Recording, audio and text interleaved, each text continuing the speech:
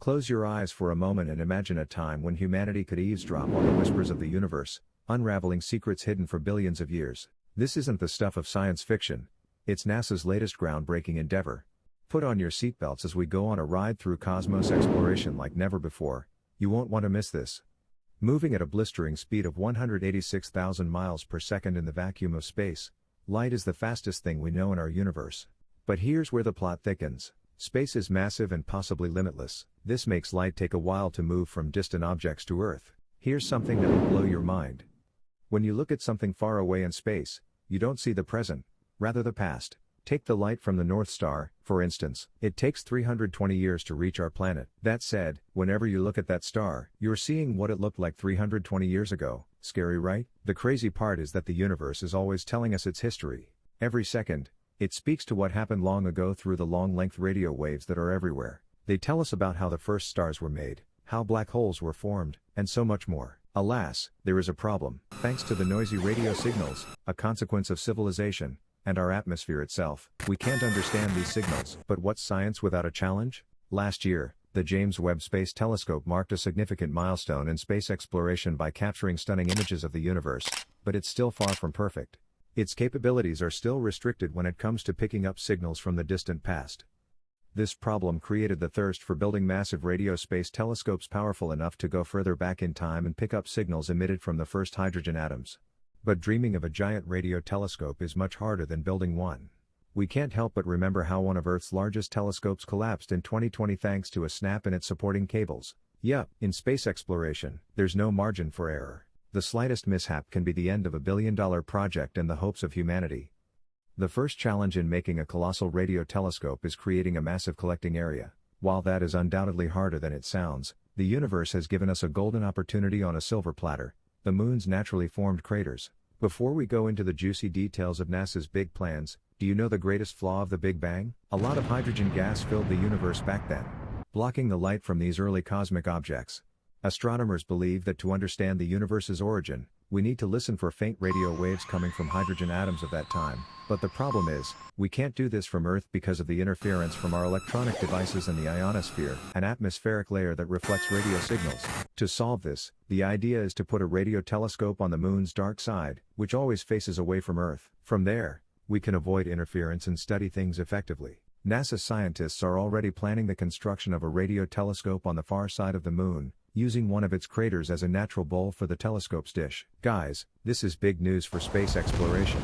Not only will this project be the largest space telescope ever built, but also, get this, it will be considerably cheaper compared to the James Webb Telescope. Depending on the deployment method, the estimated cost ranges from $2.4 billion to $4.5 billion, which is significantly lower than the $10 billion cost of the James Webb. Apart from using the moon's craters as the telescope's foundation, it is also worth mentioning that NASA's plan revolves around constructing the dish from wire meshes that naturally sag under the moon's gravity, effectively reflecting radio waves. This would eliminate the need for heavy support structures. However, the giant telescope has a couple of important requirements. It has to be placed on a crater on the moon's far side to avoid Earth's radio signals, be 5 kilometers around, 175 meters deep, have a flat surface, and face away from the center of our Milky Way galaxy to see quieter parts of space. In line with this, NASA is building a super big radio telescope on the moon called the Lunar Crater Radio Telescope, LCRT. It's going to be 1 kilometer wide, making it the biggest of its kind. One reason why we're so excited about this lunar telescope is that it won't have to deal with the radio signals from satellites or the sun like Earth's telescopes.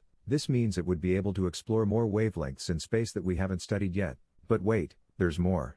NASA and the US Department of Energy are teaming up for a technological marvel on the moon's far side. What are they planning, you ask? Well, they've got their sights set on building a lunar telescope that's going to be like a cosmic detective searching for ancient radio waves. And we mean it. Some of these waves can be as old as 380,000 years after the Big Bang itself.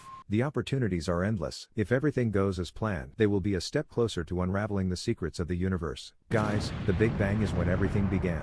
About 13.8 billion years ago, explosive chaos broke out, leading to the existence of everything we know and can only dream of in our universe. Before the first stars were created, Atoms were just starting to form and emitting photons. The energy from the latter stretched as the universe expanded over time to become a hypothetical source of radio energy. So, just imagine listening to an ancient radio broadcast from the birth of our universe. It's the closest thing we've got to a time machine that takes us back to the actual beginning. This radio signal is what experts call the Dark Ages signal.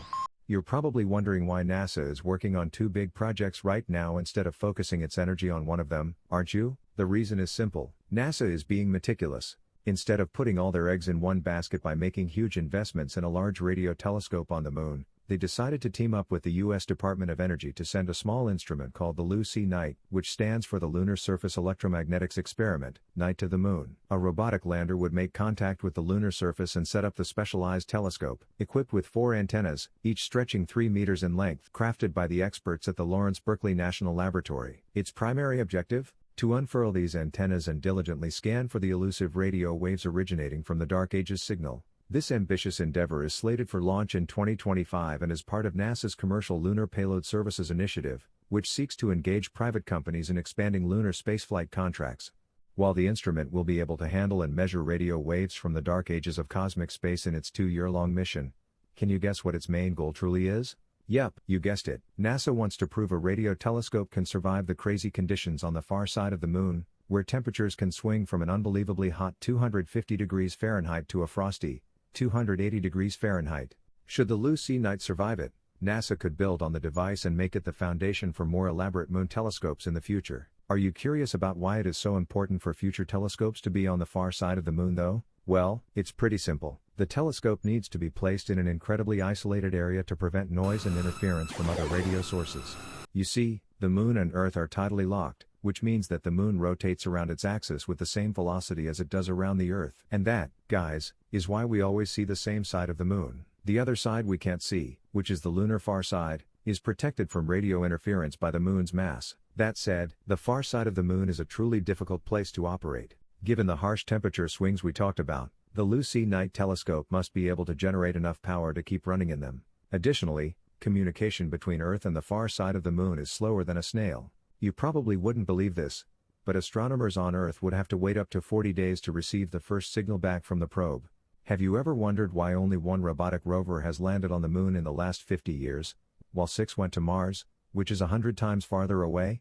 In space exploration, shorter distances aren't always directly proportional to ease and convenience.